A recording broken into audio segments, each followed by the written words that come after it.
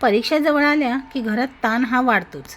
मुलं अभ्यासात व्यस्त आणि आई त्यांच्या काळजीत. यासाठीच आज मी बनवते पौष्टिक आणि हलका नाश्ता, मऊ इडली आणि खोबऱ्याची चटणी.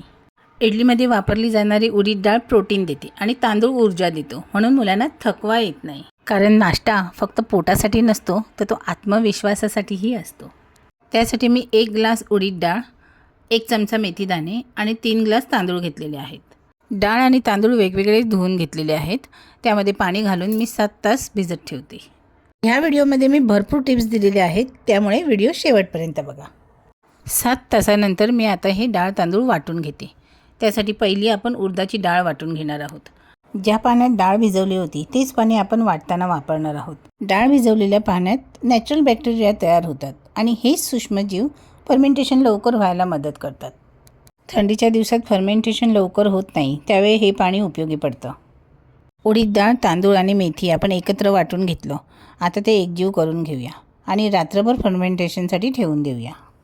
इडलीचं बॅटर जास्त पातळ नसावं. पहा, हे बॅटर काही छान फर्मेंट झालं आहे. फ्रीजमध्ये हे बॅटर 2 ते 3 दिवस चांगलं टिकतं.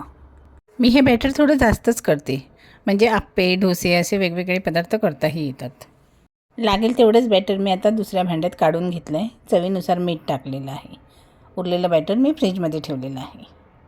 इडली पात्राला तेल लावून घेतलेलं आहे. आता थोडं थोडं बॅटर मी त्यामध्ये टाकून घेते. एकीकडे मी गॅसवर स्टीमरमध्ये पाणी टाकून ठेवलेलं आहे.